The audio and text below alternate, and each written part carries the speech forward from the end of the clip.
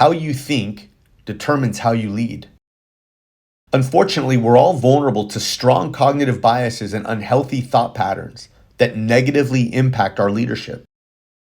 You know how it goes. One minute you might have a strong, healthy, confident thought, and the next, you're battling fear, insecurity, and self-doubt. What we also know, whether we're aware of it or not, is the life you have is a reflection of the thoughts you think. For example, two people can be in the exact same situation and one person might be miserable about what they don't have. The other person, in the exact same situation, is grateful for all the things that they do have. And the same is true in leadership. You can look at two different leaders who face the same exact problem. One leader feels hopeless, afraid, and timid. The other leader, in the same situation, feels hopeful and energized to find a solution. One treats an issue as a problem and the other treats that same issue as a project. The life you have is a reflection of the thoughts you think. The business that you lead is a reflection of the thoughts you think. Whatever you lead, your morality, your brand culture, your work ethic, as a leader, it will always reflect the thoughts you think. So if you don't like what you have, if you're not happy with where you're at, with where your business is at, it's time to change how you think. The reality is that you and I have repetitive thought cycles that dominate our psyche. Some of those thoughts are very healthy and some of them are not. Some are productive and some of them are more destructive. And why you have to understand this is because your leadership in marriage, parenting, your friendships, your business, notice I put business last there, will always move in the direction of your strongest thoughts. I'll give you another example. If in your mind, deep down inside, you believe that you really can't trust people because someone will always let you down, that's a bias. I can promise you over time, you will experience the plague of severe loneliness in your life. If you think things are always bad and they're always going to get worse, if that's your mindset, you will become timid, unable to risk, and therefore unable to grow. And not just grow yourself, but grow others. If you are pessimistic, opportunity will surely escape you, and you will surround yourself with closed doors. But if you are an optimist, possibility and opportunity will find you. Why? Because one opens the door for another.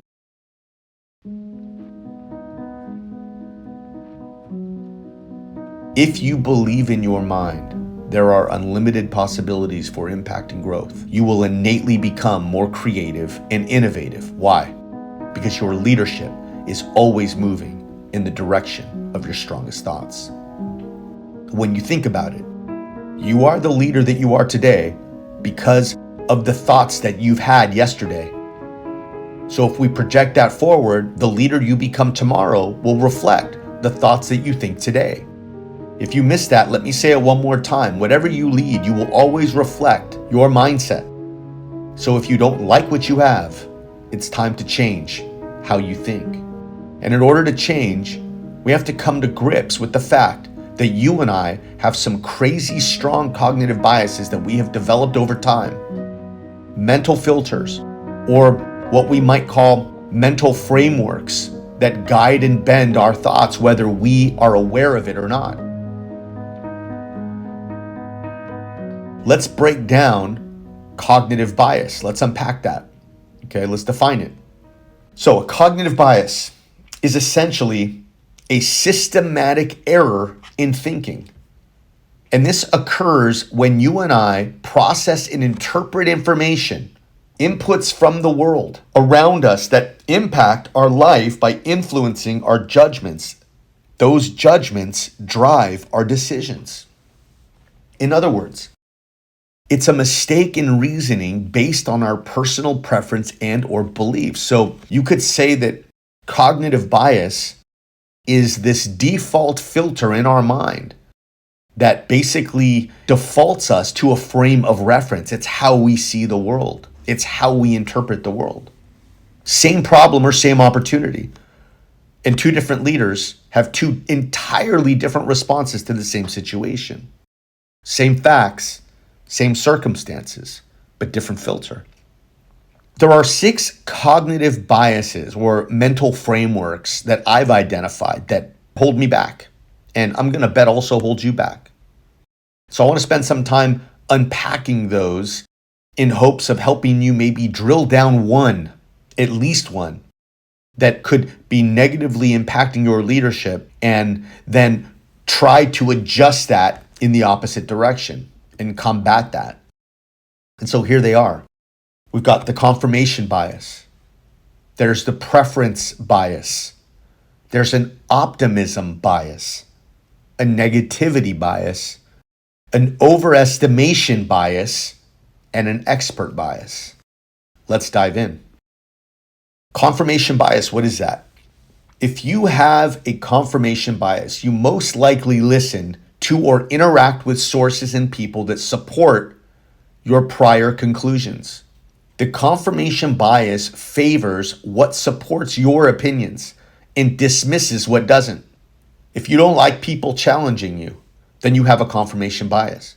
If you only hire people who don't pose a risk of disagreement, you are extremely vulnerable because you are leveraging a confirmation bias. The next one is the preference bias. And this is something that personally I'm vulnerable to, obsessing around one major thing, and while doing that, ignoring the other important and critical factors that evolve around that thing. And recently, I identified this in my thinking, and it had to do with a deadline. At Harvest, we're working on some crazy cool products, FDA regulatory stuff, and I'm pushing and pushing, but not taking into account all of the micro work, that slow work that needs to get done first, that my team is working on. And so I'm kind of pushing everybody for this one deadline, but not taking into account all these other things. And so my preference bias is stressing everybody out. Let's call that a C- for leadership. And then there's the optimism bias. And that's when you overestimate what's possible and you underestimate the potential risk and cost. Again, getting into medical device manufacturing is something that I overestimated. I think just the ease in getting there. I mean, it is a ridiculously complex process. And those who are medical device manufacturers, if you haven't heard of MDR, it's a real deal. It's around CE marking. It's really good for people to be optimistic, but when you don't realize that things could go wrong, when you don't realize that a product that you had marked to launch in first quarter of 2023, you realize that it's probably going to be third quarter, or the economy could change, or there could be a global pandemic, right? I mean, who would have thought that? You could overestimate what's possible and underestimate the risk.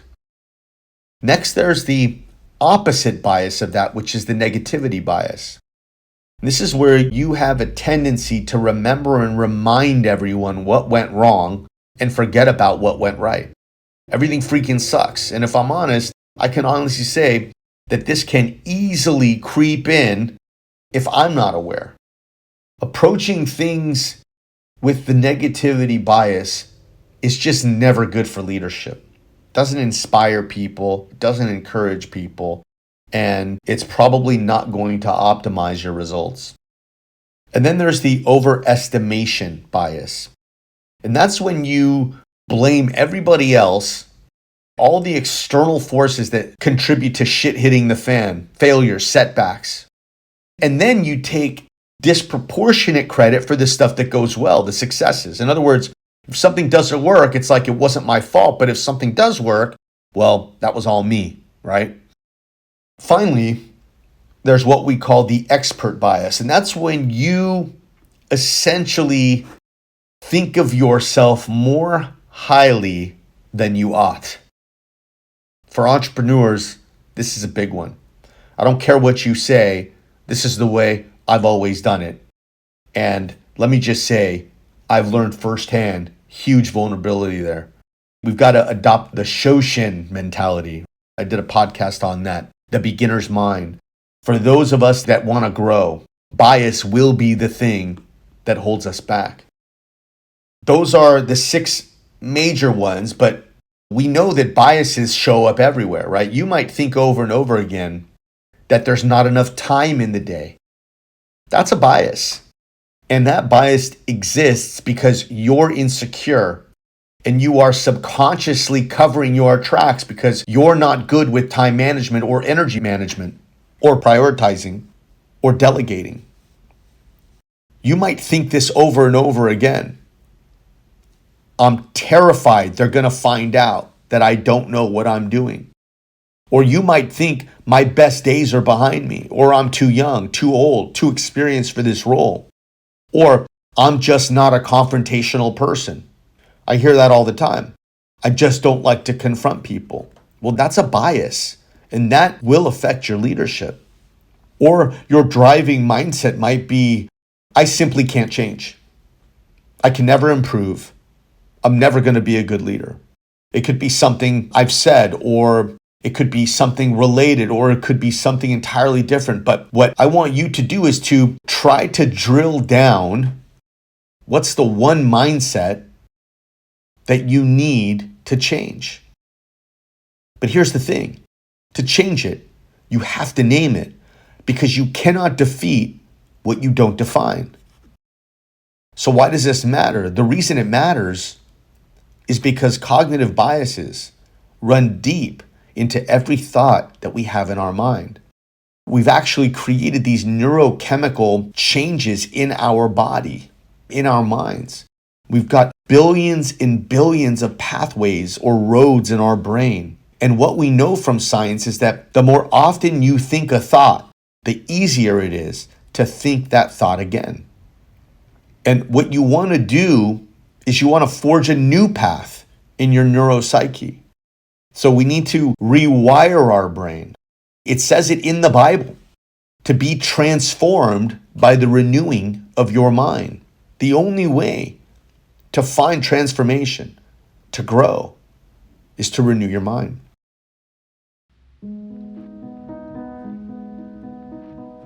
To start, we just need to name one wrong thought pattern, one that you've thought again and again and again that's limiting you and holding you back. And the second thing we need to do is, now that we've named it, we need to describe the new mindset that will be the counter of it, the one that will be true about you, the new truth about you. You have to take the time to identify what's the one driving negative mindset holding you back, and then nail down a statement that moves you, motivates you, inspires you to have hope and change the way that you think. Here's what you're going to do. You're going to train your mind toward a desired truth. In other words, if you want a healthy body, what do?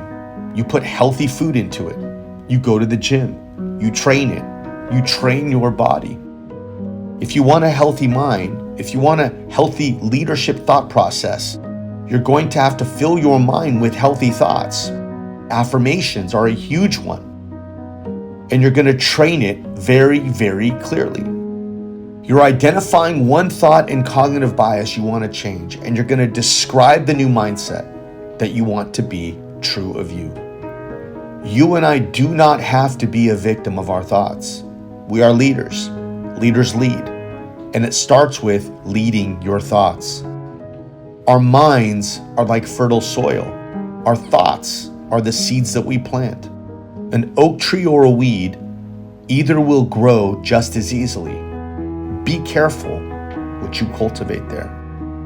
The leader you become tomorrow will be a reflection of the thoughts you think today. That's all I have for you. Adios.